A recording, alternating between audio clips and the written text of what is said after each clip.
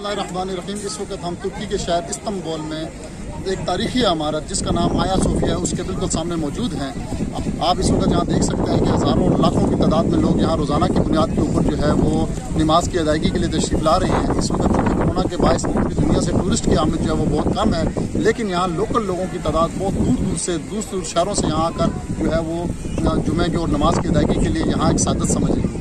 सुल्तान मोहम्मद फ़ातिह ने 1453 में जब ये शहर फतह किया, जो उस वक्त कुस्तुनतुनिया था, तो उस वक्त एक बहुत बड़ा साम्राज्यिक क़ुव्वतों का मुसलमानों के ख़िलाफ़ एक कलीसा था। ये चर्च जो इसमें पूरी दुनिया के आलम इस्लाम के ख़िलाफ़ साजिशें और प्लानिंग की जाती थी, जिसको सुल्तान मोहम्मद फ़ातिह ने फतह किया और बाद में इसको मस्जिद में तब्दील किया। 1923 में जब खिलाफत उस्मानिया का ख़त्मा हुआ तो उसके 10 साल बाद 1933 या गालिबन 34 में इसको म्यूज़ियम के अंदर जो है वो तब्दील कर दिया गया। आज पूरी दुनिया ने फिर एक दफ़ा देखा कि उसी जो मुस्तकबिल का जो माजी की मस्जिद थी उसमें दोबारा तकरीबन 86 साल बाद दोबारा अजान की आवाज़ें गूंजी हैं और ये हज़ारों की तादाद में लोग जो हैं, लाखों की तादाद में लोग जो हैं वो यहाँ पर नमाज की अदायगी के लिए आ रहे हैं और पुरानी अपनी आबा इत्तेहाद और खिलाफत उस्मानिया की तारीख को जो है इन्होंने दोबारा कर दिया। बहुत बहुत शुक्रिया।